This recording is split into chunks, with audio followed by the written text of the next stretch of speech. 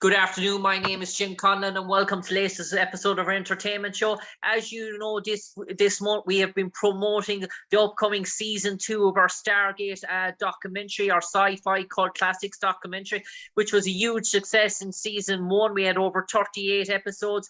We had everyone from Terrell Rozier, Tony Amendola, Tori Higginson, Joe Flanagan, Rachel Luttrell, to name a few. And we're delighted to be back with a bang now for season 2, and an awful lot of great people in store to tell us their stories and their memories, whether it be of the Stargate original movie, whether it be Stargate SG1, whether it be Stargate Atlantis, whether it be Stargate Origins, or whether it be the Stargate universe as well. And our guest this evening, he played one of the warriors of Sodan. In season 9 of Stargate. He appeared in episode 8, and he also appeared in episode 18. He really remembered for his distinguished dislike to Colonel Mitchell, played by the one and only Ben Browder. He's the one and only Jarvis George, who played the role of Volnek, one of the legendary tribes of the Jaffa warriors of the Sodan. And Jarvis, first of all, I know it's a special for you for Stargate because both you and your brother got to appear in the series, which is unique to have a family affair on a TV show and obviously to share in the same episode as well. Was that something, how did that come about that both of you actually tried out at the same time to be in Stargate? Or had one of you tried out previously for a previous role in terms of Stargate, or was this your first delve into that sci-fi universe, and how did it all come about? It's a great question, Jim. First, thank you for having me, man. Stargate means the world to me. It was one of the crowning, achievements of my career to date. Yeah, we auditioned for the role. Ivy Eisenberg was the casting director, and I don't know if Jason had auditioned for Stargate before, but I know that I had auditioned for a couple of roles. You hear my voice, you see my bearing. I'm usually, like a Jaffa or one of the military characters or what have you. And then I came in and I actually auditioned for his role first. Okay. And I was going to book that. And then they asked me, had I had any, martial arts training? And I said, I move really well. And they went, So then my brother calls me and says, hey, man, I just got a call to audition for a Stargate, and I think I'm going to book it. And I was like, oh, man. And then they called me back and said, we have just a great idea. The characters are brothers. You guys are brothers. You both rocked it out. We're just going to do it. So Jason got hired, and as did I, and I was Volnek. And that's pretty much how that casting process went down. It didn't take long. It was within a week, like 2 or 3 days after auditioning, and then phone calls back and forth with my representative and checking availability and do you have a passport? That was the first time I'd worked out of the country. And so for all the actors out there, get your passport together. You will be working somewhere outside of the continental United States. So it was a great experience. And Jarvis, in terms of obviously working with Richard Dean Anderson, working with Amanda Tapping, Michael Shanks, Christopher Judge, that's a great buzz for an actor. But when you hear you're going to be working with Candyman, the original Candyman as well, in terms of Tony Todd, I suppose that's another coup. When did you find that out, or was it first day and you said, is that Tony Todd over there? It not only was it first day, okay. And I got really upset because remember I said I was supposed to be the other Sudan warrior. All of his scenes are with Tony Todd. None of my scenes are with Tony Todd. And I was angry. I was like, come on, man, dude, that's the man. But we did get to hang out with him, in Vancouver and talk about everything, his experience and his work and how he approaches it. And it's a very interesting thing to be an actor in genre, where some actors go, I don't want to be pigeonholed. And Tony Todd is like, no, I love it. This is awesome. I get to do all the creative actor stuff that normally actors don't get to do. You get trained to do all this creativity and imagination, and then you get hired to just be a cop and just pull your gun out. Don't get me wrong, it's great to be working. but to be Candyman, to be a Sodan warrior, to be all these fantastic creatures and roles and parts that he's played in addition to the real world parts. I mean, Tony has a storied career, and Jason and I were just so happy to work with him, but we were really overjoyed to work with each other. Like we were geeking out on set because we're comic book fans. We're long time growing up collecting comic books and anime and sci-fi. And so to do it and then to do it together, we were walking around on set taking pictures back to back, you know, having a lot of fun. And people were looking at us and they were like, wow, they act like brothers. And then someone said, they are brothers, you know, so. And Jarvis, in terms of Stargate, in terms of those fight scenes with Ben Browder, obviously, did that take you an awful lot of time to choreograph with the stunt sort of team? Had you your own ideas? Did you want to go at it like a sort of a boxing type sort of stand-up kickboxing thing? What was your actual take in terms of how you wanted to proceed with those sort of fight scenes? And I imagine the choreography of those to last a few hours and maybe a few days to get those scenes from all different angles, all the different kicks, all the different moves from all the different camera lenses. Mine didn't take as much time as Jason's did, the fight work that he did with Ben. And that was mainly because they had to do the Hong Kong twist. And that's a great move to do when you have mats, you know, and safety, gear. But when you're out there on the dirt and flipping around on the ground, you got to make sure you land correctly so you don't break something. Ben and I worked, and we worked for a couple of hours. I didn't have any preconceived notions coming in. I tend not to do that with fight work or dance work because it's a collaborative, you know, endeavor. So that person, that's what you do. You're the stunt coordinator, you're the choreographer, you come in and you show us stuff, but I wholeheartedly will ask questions and offer ideas based on what is presented, not necessarily just to make it better, and better is not the correct word, to make it more authentic. You know, you get taught the moves, but those are the moves, but my job as the actor is to fill it with truth. So, okay, you told me to slip right here. Well, am I slipping because I'm watching him? So now I know my eyes have to be somewhere during the fight that the camera will pick up that makes that move make sense. Otherwise, it's just people just doing stuff and it kind of falls flat.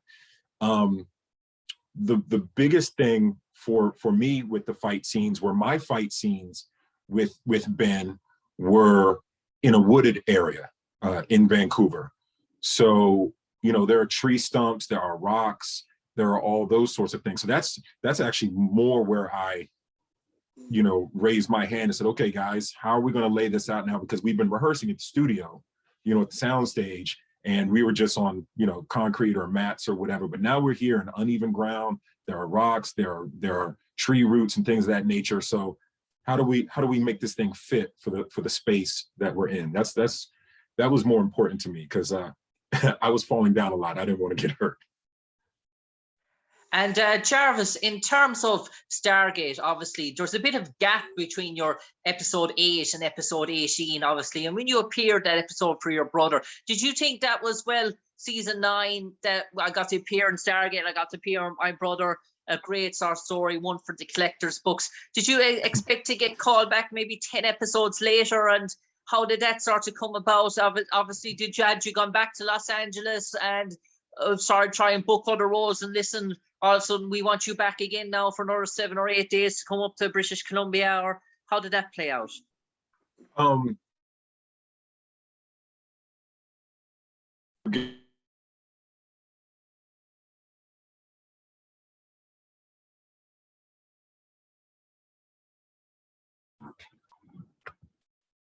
Sorry, I dropped out for a second.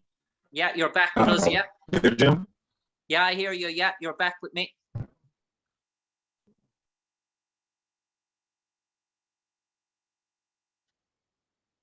Yeah.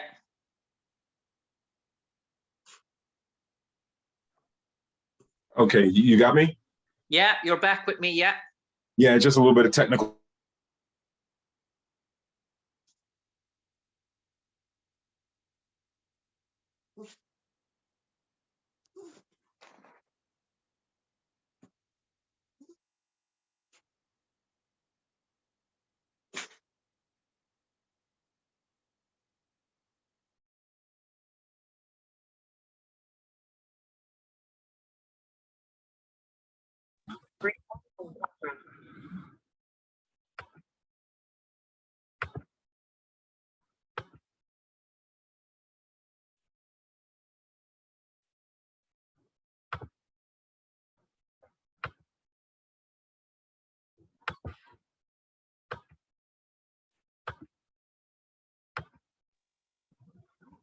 Any better, Jarvis?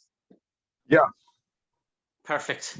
I think Okay. there was probably, I think it was probably coming with both of us anyway. So yeah, we'll just, all I'll do is I'll edit that piece. We'll edit it out in terms of that, and we'll pick up where we left off. So 3, No worries. 2, just Go check and again. see. Just check and see if it's still recording. 3, 2, 1. You're back on. So I had no idea that I was going to be called back. But first of all, it's always an honor and humbling for someone to say, hey, we want you to come back. Having said that, every actor hopes they come back. They want to come back, especially when you watch the end of that first episode and I nod to Browder as I go through the chopper eye. I said, you know, it's science fiction, and that ending was perfectly teed up for me to come back and the Sudan to come back.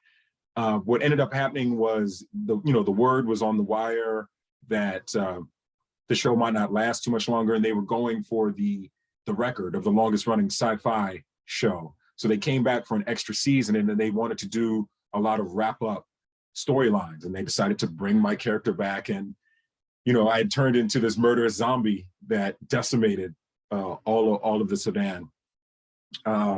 So that was great to come back. And when I first got the call, I called Jason. I said, "Oh, are you coming back?" He was like, "Nah, man, they didn't call me. They didn't call me." And I said, "Oh man, I'm gonna be up there by myself." He was like, "Dude, you'll be fine. You're gonna go up there and have so much fun." I was like, "Oh, I'm not worried. I just want to have more fun with you up in Vancouver." And then when I got up there, I had obviously read the script, but we talked more about it, and I had killed everyone, you know, including my brother. And then the last person you see is Tony Todd. So that was another time that I didn't get to work with Tony in the scene, but I got to be with him, you know, and hang out and talk. So it was really great to come back, and an awesome send-off for the show. And playing that sort of zombie sort of Dawn of the Dead type sort of character, the Walking Dead type character, in your portrayal of that, what were you trying to perceive, or what you want to bring to the character Volnek, which was sort of different? Did you want to bring that sort of spaced out sort of prehistoric sort of vampire sort of element to it, or what were you going with when you heard this? He was infected by this Ori type plague thing. It's interesting you said that, because, you know, anyone who, you know, since we've been went off the air or whatever, you know, Walking Dead has come on, and people are really interested in the way zombies move and think versus Night of the Living Dead, where they were just ambling through the world. We actually really did talk about that and say, okay, are we doing Night of the Living Dead? And Peter DeLuise was like, no, we're not doing Night of the Living Dead. But the way our show works is we have to do something kind of in the middle. So I was really trying to think about what Volnek was, what he was, the things that made him such a strong warrior, his strength and his perseverance, and then think about it as being bastardized, and now try and put that in a physical, you know, how to manifest that physically. So the way that I walked, you know, I still walked, but it was herky jerky. So I wasn't, you know, zombies in zombie movies, they're typically, they're either not looking for something or they're looking for brains. I have a purpose, but I'm not looking for something as in feeding. So there's still a baseline level of intelligence going on. Really try to think about that physically. You can even see it when I'm stalking the SGI group that comes with Chris Judge. When they show up, I'm stalking them and I'm attacking them. There's still very much almost an autonomic response of Volnek's movements, especially then when I get into the fight with Chris Judge. It's no more zombies. It's very quick. You know, this is what he knows. This is what he does. But at the same time, any kind of higher higher brain function of love and empathy and compassion. All that stuff's been wiped away. Okay. And Jarvis George, from your time on set of Stargate, those sort of 2 episodes, is there any sort of story or memory that is unique to you in terms of maybe shooting with the other actors, maybe a funny moment, a funny scene, a funny interaction in between sort of takes, that when you think of Stargate, it still brings you back to this day and I remember that was such great crack, that made me burst my sides laughing, or something that you'll always remember from you taking away. You might remember a scene, but you'll remember that day, you'll remember that story, and it's unique to you that no one else knows. Okay, yes. When I got the role, I had a friend of mine who was a trainer in Los Angeles, and I went to him, I said, dude, I'm gonna be a guest star on a TV show. He was like, you gotta get in the gym. I was like, okay. So we worked out for like a week straight, like hardcore, like running and training and all this other stuff. So by the time I got to Vancouver, I felt in really great shape. If you remember the first episode, there's a lot of me with my shirt off. So Peter DeLuise started calling me Abs. All right, we need abs. Bring abs in here. And I was in good shape, but I wasn't, 15 pack. But I was, I'd cut down on the drinking, cut down on the beer, I'd run a lot for the last week. And so stuff was looking really good. And so that became the joke on set. Everybody was like, what's up, Abs? How you doing, Abs? Then when I would put on the Sudan armor, too many muscles. Peter DeLuise would say, oh my God, look at this guy. He's got too many muscles. He can't be in the show. And Chris Judge is a big man. He's a big man. He's a big muscular man. And so Chris Judge was like, he ain't messing with me. And then that became the running joke on set. Everyone was like, Chris is backstage doing push-ups. He doesn't know, you and your abs. And I'm like nowhere near as big as he is or as muscular, but I made it look good. Made it look good. Jarvis George, before we start to finish up with you and your character Volnek, just one final thing, and we ask all our actors, we've asked everyone from the last 38 episodes of season 1, we've asking all our actors and actresses that will appear in season 2 as well. Let's pretend the character Volnek was put in a Stargate encyclopedia, a sort of dictionary as such of all the fictional characters that appeared. And under his synopsis left 2 blank sentences. And as creators of the Stargate Dictionary Encyclopedia, they got onto your talent agent, who got onto you, Jarvis George, and they said they wanted you to write those 2 sentences to summarize Volnek. Not an epitaph as such, but what sort of character he was, what defined him. In 2 sentences, what would you like those 2 sentences to read? Wow. Volnek was a man that lived and loved his people as passionately as he killed them. Okay.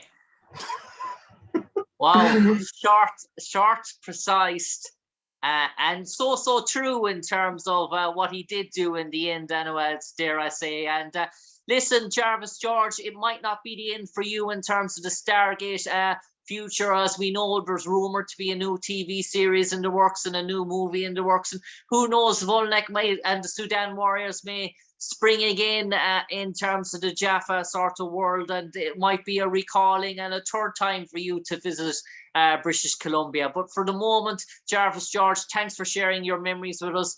For a unique time for you and your brother, probably the only 2 brothers that appeared in a Stargate episode at the same time. You hold that sort of family folklore within the Stargate universe. A pleasure talking to you today, and we wish you all the best in your future endeavors. Jarvis George, Volnek, take care. Thank you, Jim.